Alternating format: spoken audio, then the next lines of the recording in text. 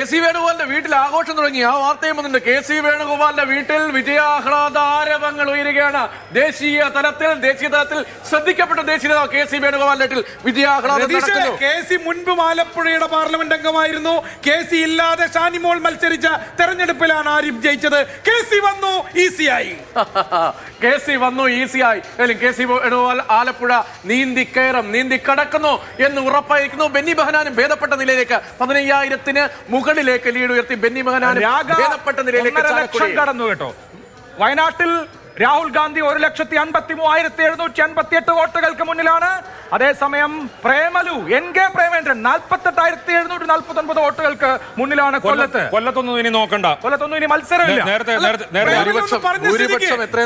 മത്സരം തന്നെ നീങ്ക സുമ്മാ വോട്ടിടുങ്കോ അങ്ങനെയായിരുന്നു കൊല്ലത്തെ മത്സരം. പ്രേമലുവിലെ ഡയലോഗാണ്. സോ പ്രേമചന്ദ്രൻ 48,749 വോട്ടുകൾ. തമിഴ്നാടിന്റെ ഏതാണ്ട് അന്തിമ ചിത്രം വന്നു കഴിഞ്ഞു. വിരുദനഗറിലും ധർമ്മപുരിയിലും മാത്രമാണ് ഇന്ത്യ സഖ്യം പിന്നിലുള്ളത്. പോണ്ടിച്ചേരിയുടെ ഒന്നുകൂടി കൂട്ടിയാൽ 40 ആണ്. 40-ൽ 37 ഇന്ത്യ മുന്നണിയാണ്.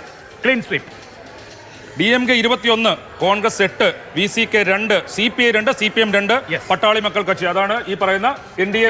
രാജീവ് എന്ന് പറഞ്ഞാൽ ദയാനിധിമാരനും കനിമൊഴിയും ഉൾപ്പെടെയുള്ള DMK-യുടെ അധികാര സ്ഥാനാർത്ഥികളൊക്കെ ലീഡ് ചെയ്യാണ്.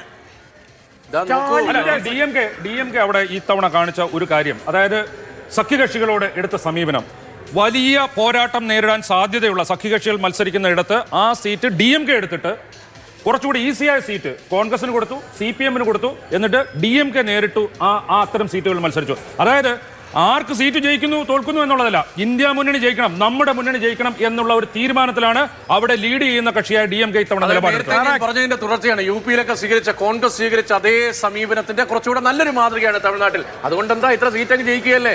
ഇപ്പോൾ നോക്കൂ, നേരത്തെ ഒറ്റ സീറ്റിൽ മാത്രം ജയിച്ച സാഹചര്യം ഉണ്ടായിരുന്നു 2014 തെരഞ്ഞെടുപ്പിൽ. 2014 തെരഞ്ഞെടുപ്പിൽ ഒറ്റ സീറ്റുകൾ തൂത്തുവാരി. അവിടെയാണ്, ആ തമിഴ്നാട്ടിലാണ് സ്ട്രാറ്റജി നല്ലത് ഉപയോഗിക്കുമ്പോൾ, നല്ലൊരു സർക്കാർ വരുമ്പോൾ, തന്ത്രപരമായി മുന്നണി സമവാക്യങ്ങൾ രൂപപ്പെടുത്തുമ്പോൾ അവിടെ വലിയ ലീഡ് ഉയർത്തുന്നു. 13,635 വോട്ടായി തിരുവനന്തപുരത്ത് രാജീവ് ചന്ദ്രശേഖർ. വലിയ ലീഡാണ് തിരുവനന്തപുരത്ത് NDA സ്ഥാനാർത്ഥി കേന്ദ്രമന്ത്രി രാജീവ് ചന്ദ്രശേഖർ. 13,635. ഈ NDAയുടെ 292-ലെ 2 കേരളത്തിൽ നിന്നാണ്. അപ്രതീക്ഷിതമായി കേരളത്തിൽ NDAക്ക് സീറ്റ് ഉണ്ടാവുന്നു. നോക്കൂ, ഇപ്പോൾ പത്തനംതിട്ടയിൽ ആന്റണി 20,000-ന് മുകളിൽ ഒരു കംഫർട്ടബിൾ പൊസിഷനിലേക്ക്. അതായത് ഇനി ഒരു അത്ഭുതത്തിനും സാധ്യതയില്ല. പാർട്ടിയെ കൂടി ഒപ്പം നിർത്തി UP-യിൽ തൂത്തുവാരാമെന്നുള്ള, സഞ്ജയ് നിഷാദിനൊക്കെ ഒപ്പം നിർത്തി പിടിക്കാമെന്നായിരുന്നു BJP-യുടെ കണക്ക്. പക്ഷേ ബുവൽ നിഷാദ് മേനകാ ഗാന്ധിയേക്കാൾ 9,200 വോട്ടുകൾക്ക് സുൽത്താൻപൂരിൽ ഇപ്പോൾ മുന്നിലാണ്. മേനകാ ഗാന്ധി പിന്നിലാണിപ്പോൾ.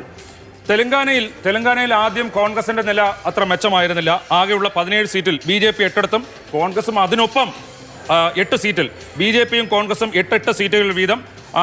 ഒവൈസിയുടെ പാർട്ടിക്ക് AIMIM-ന് ഹൈദരാബാദിൽ ഒവൈസി ലീഡ് ചെയ്യുന്നുണ്ട്. ബാക്കി 8 കോൺഗ്രസ്, 8 BJP.